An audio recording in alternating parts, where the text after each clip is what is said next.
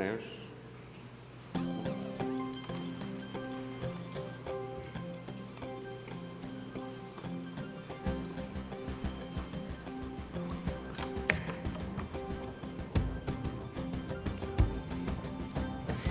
Good morning, everyone. Sorry to hold you up. As you can see, this is a quite momentous occasion.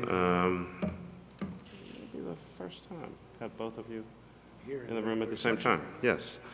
So I'm with three really great public servants here, and two of whom have spent more time in this room than I have, and know this room very, very well. First, of course, is the Reverend Dr. Mayor W. Wilson Goode, Sr., who served as mayor of this great city from 1984 to 1992. And then his successor, Governor, but then Mayor Edward G. Rendell, who was mayor from 1992 to 2000. Can we please recognize both of our mayors?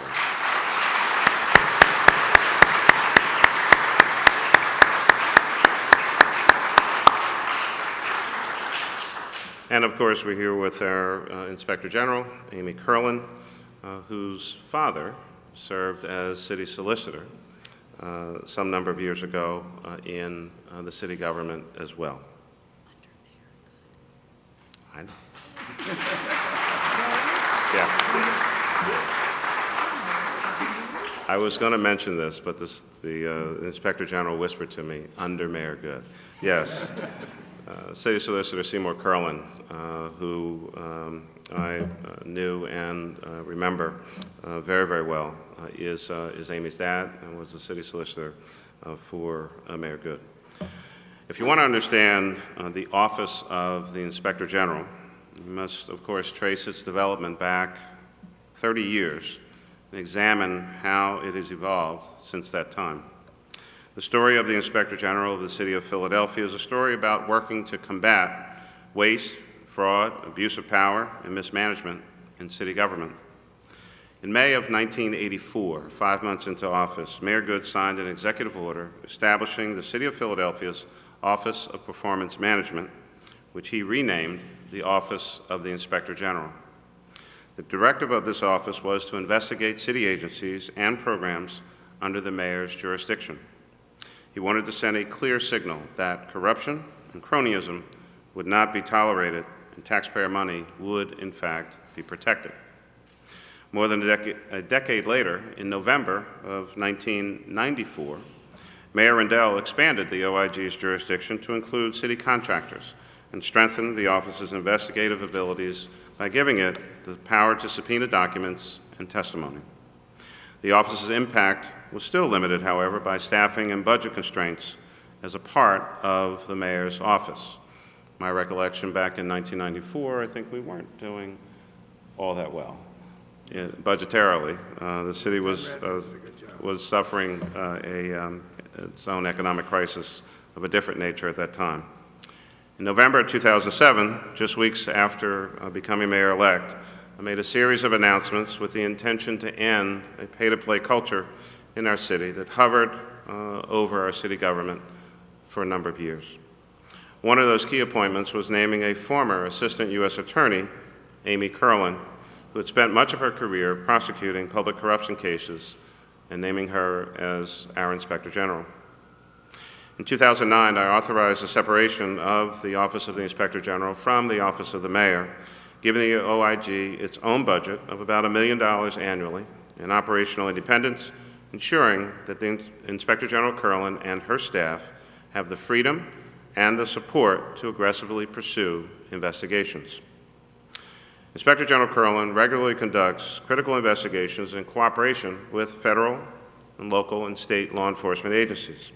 And in one area that has been a particular area of growth for the office, the IG has formed a unit to monitor city contracts for fraud and violations of the city's anti-discrimination and disadvantaged business regulations.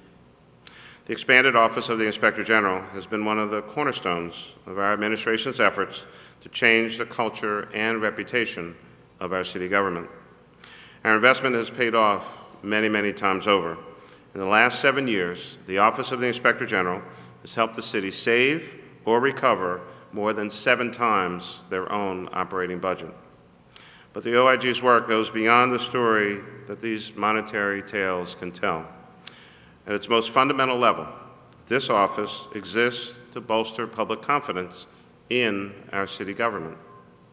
In 2013, 28 city employees were terminated, protecting the reputations of thousands of honest employees by getting rid of a few bad actors. Until now, the Office of the Inspector General has operated under a series of executive orders that do not reflect the growth and scope of their activities that are undertaken by the office. And that brings us to today.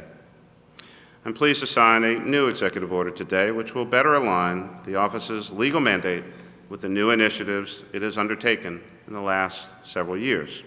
Namely, it enhances protections for whistleblowers by strengthening confidentiality provisions to prevent retaliation and to ensure that employees feel comfortable reporting misconduct. The confidentiality rules for the office's operations will also be strengthened, ensuring the integrity of ongoing investigations. It clarifies the OIG's ability to subpoena documents and testimony and presents the office's full investigative toolset in a more concise manner. It also clarifies the OIG's jurisdiction over all executive branch agencies, city contractors, and quasi-city agencies under the control of the mayor, as well as its ability to assist other agencies in their investigations. And lastly, it updates and strengthens the role of departmental integrity officers, who serve as crucial points of contact between and among the city's operating departments and the Office of the Inspector General to assist in investigations. This new executive order ensures that the Office of the Inspector General will have the tools it needs to continue its important work for the next 30 years and beyond. And at the same time, we remain hopeful that legislation will ultimately move forward, which would make the Office of the Inspector General an independent, chartered city agency in our Home Rule Charter. And we're hopeful that this process will move successfully through the legislative process. I want to thank the Inspector General, Amy Curlin, and her staff, and thank them on behalf of all Philadelphians and people throughout the United States of America who are entitled to an honest, ethical, and efficient government. I'm going to sign the executive order in a few minutes, but I'm going to now ask in their respective service orders, Mayor W. Wilson Goode will speak first, Mayor Edward G. Rendell will then speak, and then our Inspector General, and then I will sign the executive order, and then we'd be glad to take any questions that you might have. Ladies and gentlemen, please welcome to the podium Mayor W. Wilson Goode, Sr.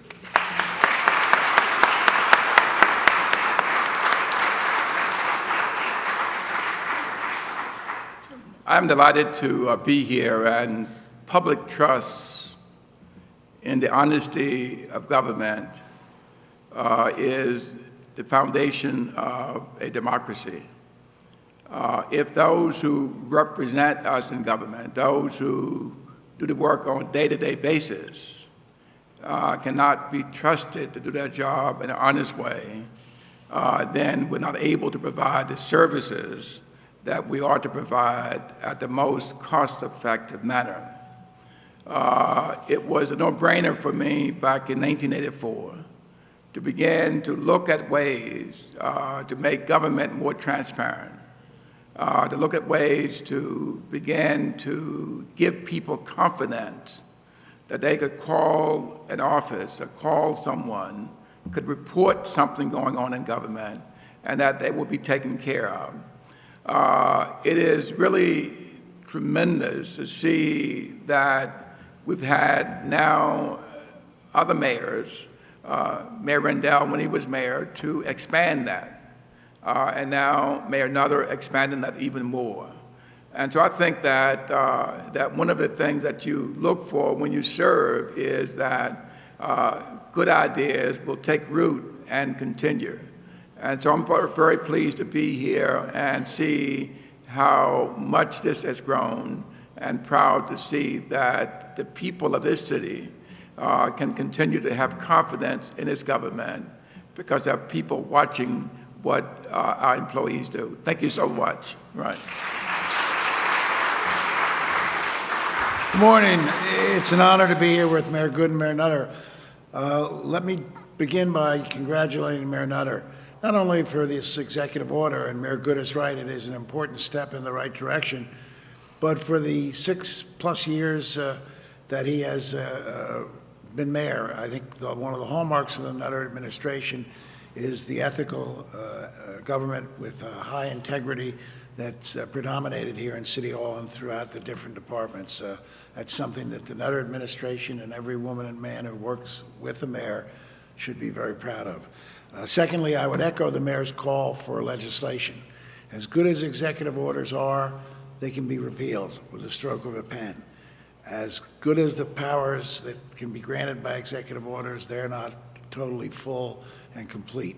City Council should move quickly to make this a charter agency and department and give it independent powers. Let me just close by commenting on what both Mayor Good and Mayor Nutter said.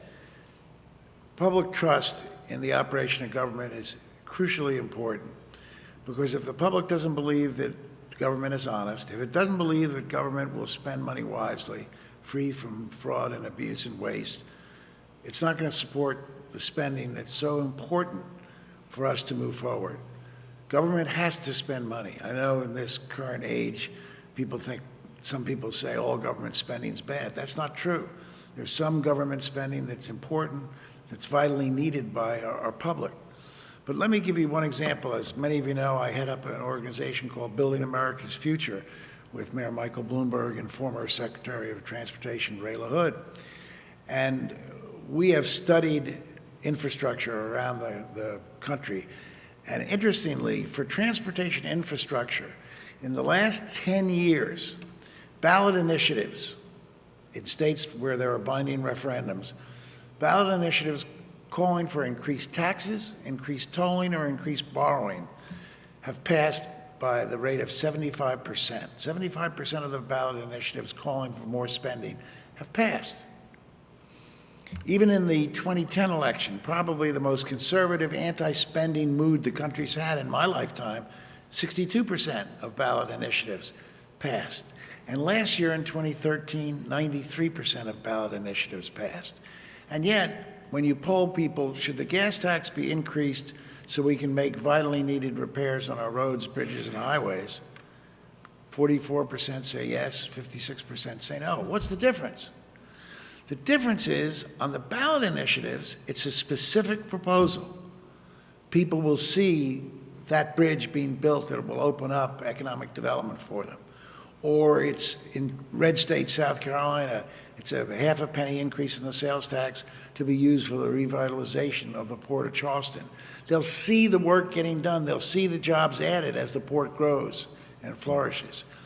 But with the gas tax, it seemingly goes into an endless pit, and it's difficult to figure out where the money goes. And the good projects are never reported, but the bridge to nowhere is reported, the big dig is reported, and people don't have confidence that that money is going to be spent well. When people believe you're spending money well, they'll support it. Gosh, if that wasn't the case, I would have been the first one-term governor in Pennsylvania history, because I spent an awful lot of money in my first term. People will support it. So the integrity of the process being free from waste, is crucial. And this agency, under Amy Curlin's leadership, has done just that. It has paid for itself, as the mayor said, 7 times over. But more importantly, you can't always compute a negative. Without the Inspector General, there might have been a whole lot more corruption, that the mere existence of the office with people like Amy heading it up has stopped from happening. So, Mayor, congratulations, and again, I echo your call. I know Mayor Good does as well. The City Council moved to make this a permanent charter agency. Amy? Thanks.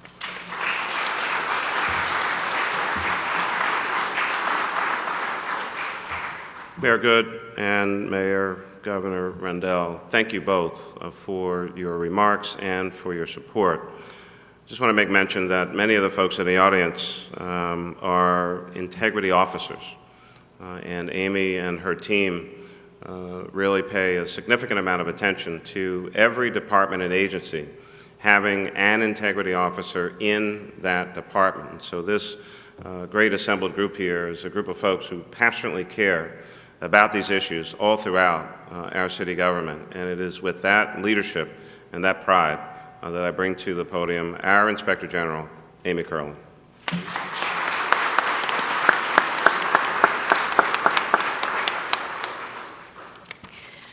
Thank you, Mayor Nutter, and I am just thrilled that Governor Rendell and Mayor Good are here today. I am honored to be able to try to carry on the thing that they got started, the Inspector General's office. So thank you both for coming today. I truly appreciate it. I especially want to thank Mayor Nutter. He has given us the tools, the support, and the budget to be able to build a successful department within the city, a successful Inspector General's office. But even more important, he has left us alone and given us independence, which I think is really a key to the success of any Inspector General's office. When I became Inspector General, there were 3 investigators, and now the office has grown to a staff of 20, which, as Mayor Nutter pointed out, has paid for itself many, many times over. In the last 6 years, we've saved or recovered for the city over $40 million. There have been approximately 200 terminations or resignations of what we call the bad apples who ruin the reputations of the honest city employees, and there have been 65 indictments or arrests. But what these statistics don't show, I think, is that things are changing in the city. We're policing ourselves, we're cleaning our own house, and that is what gives people confidence in their city government. I also want to thank Mayor Nutter for this executive order today. The executive order is really significant for our success to continue. It brings the current orders and charter and Philadelphia Code in line with what we actually do on a day-to-day basis. First and most important, the executive order reaffirms our mission. Our mission is to boost confidence and promote integrity in city government by rooting out fraud, corruption, and misconduct. That's the heart of what we do. The executive order is more in line because it recognizes that now, instead of mostly being a referral agency, we work in partnership with our law enforcement agencies. We investigate contracts to make sure that contractors are in compliance with the city's anti-discrimination policies, and we make sure that any contractor who defrauds the city is required to pay that money back and sometimes be debarred from doing business with the city. Secondly, the executive order recognizes the importance and the essential function of our integrity officers. And I thank all of the integrity officers who are here today and for all of the important work that you do to support the Inspector General's office.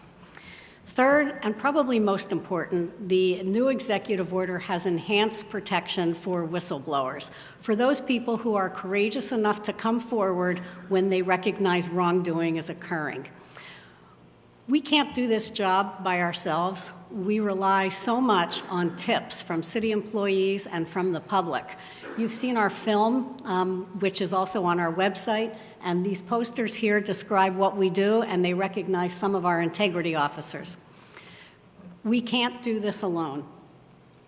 So what we are doing is encouraging all of you to be part of our vision of a good government that operates with honesty and integrity. Because good government encourages economic growth, it encourages diversity, and it ensures that Philadelphia will continue to be a place where people want to live and to work. Finally, I want to echo what everyone else has said. We are grateful that Councilman Kenny has introduced a bill to make the Inspector General's office permanent, a permanent part of government, and I'm hopeful that that bill will pass. Thank you all for coming, and thank you, Mayor and Governor and Mayor Nutter. Thank you.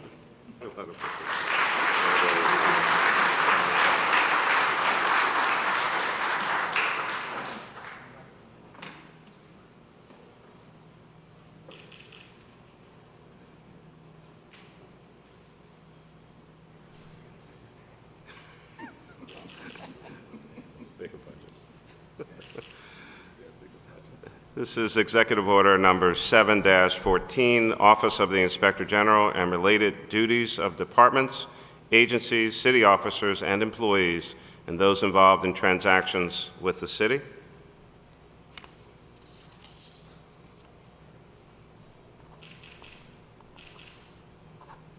It is so ordered.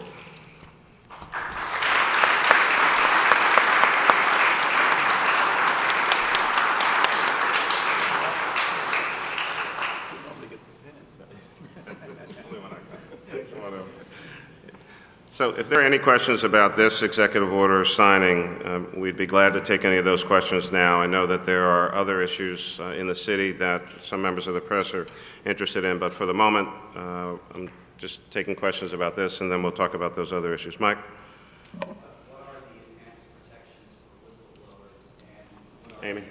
the new confidentiality?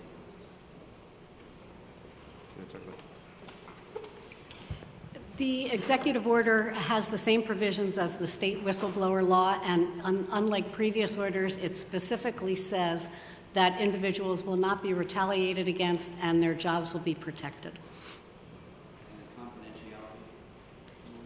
And the confidentiality? The executive order also has enhanced confidentiality rules. It requires the Inspector General to keep all investigations confidential to the extent of law, and it requires city employees to also keep investigations confidential and to deal only with the Inspector General's office when integrity officers are working with the office and when individuals are interviewed.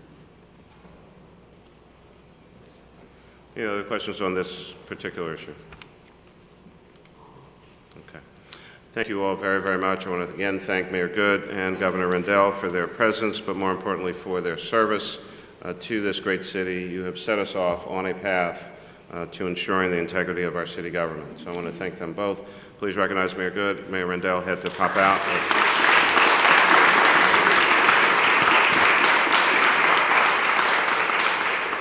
For the press, we're going to take a very, very short break. If anyone has to transition out from the IG announcement, and then I'll be talking about school-related issues and anything else that you might want to raise. Just give me a few minutes. To our integrity officers and the Office of the Inspector General, folks, again, thank you for your service, your dedication, and your commitment to our city government.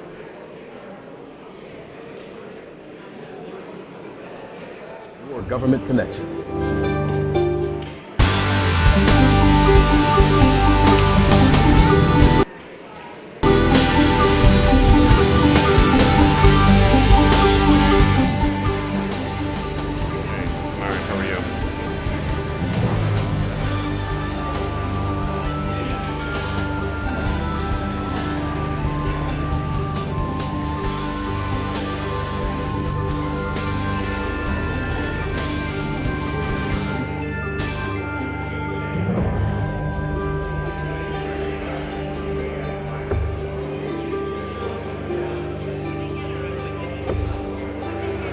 You're watching Channel 64, your government connection.